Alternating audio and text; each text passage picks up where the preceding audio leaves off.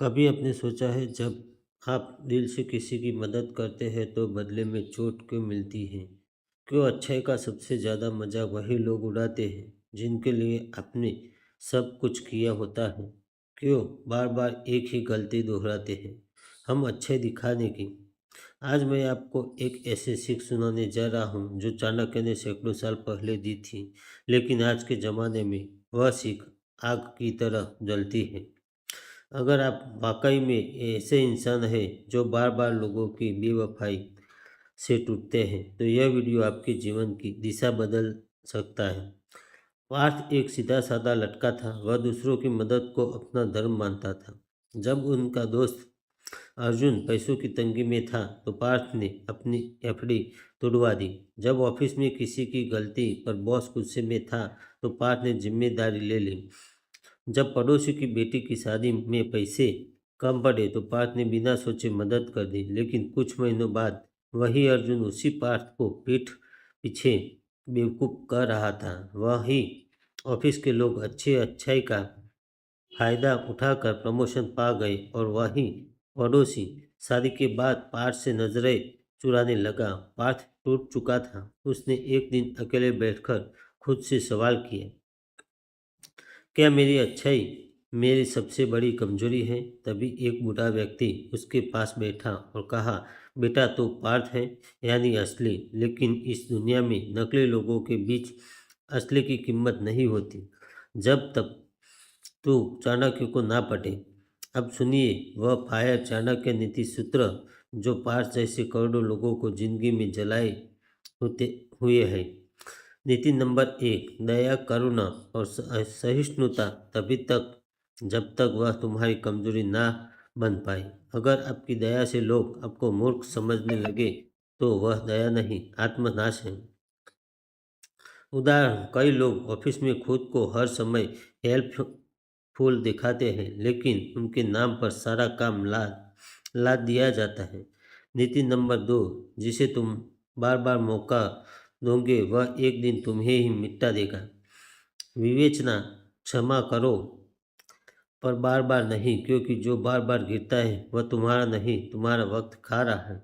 नीति नंबर 3, मूर्ख का साथ सज्जन को भी मूर्ख बना देता है। उदाहरण, पार्थ जैसे लोगों को अक्सर कहा जाता है तू बहुत अच्छा है पर बेवकूफ़ की है।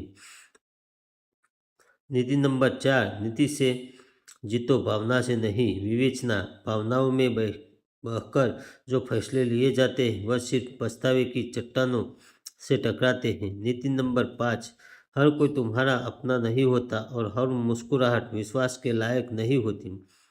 उदाहरण, जिसे आप अपना समझते हैं वह आपका इस्तेमाल करता है। चाणक्य कहते हैं, परखो फिर बरो। नीति नंबर 6, अच्छे में शक्ति होनी चाहिए, नहीं तो वह हमेशा हार जाती है।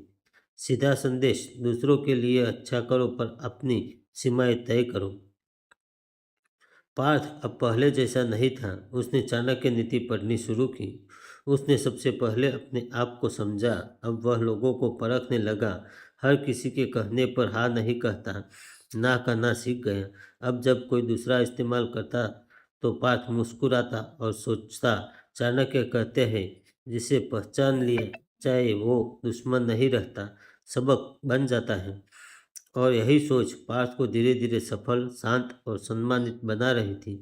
आधुनिक जीवन में चाणक्य नीति का उपयोग कैसे करें? रिश्तों में हर रिश्तों को समय दो पर आंख मूंद कर नहीं। भरोसा करो पर कागज पर। बिजनेस में मुलायम दिल रखो और समझदारी से डील करो। हर क्लाइंट दोस्त नहीं होता। करियर में यश मैन बनो। अच्छा काम करो लेकिन अपनी कीमत बताओ। दोस्ती में हर कोई साथ पीने वाला दोस्त नहीं होता। कुछ सिर्फ पीने आते हैं, सुख दुख में नहीं, स्वयं के लिए। जब तक तुम अच्छी अच्छाई को ढाल नहीं बताओगे, दुनिया उसे हथियार बना देगी तुम्हारे खिलाफ। अगर तुम अच्छाई के रास्ते पर चल रहे हो तो चाणक्य कहते, अच्छाई को कभी निर्बल मत बनाओ, उसे संयम और बुद्धि से सज्जित करो।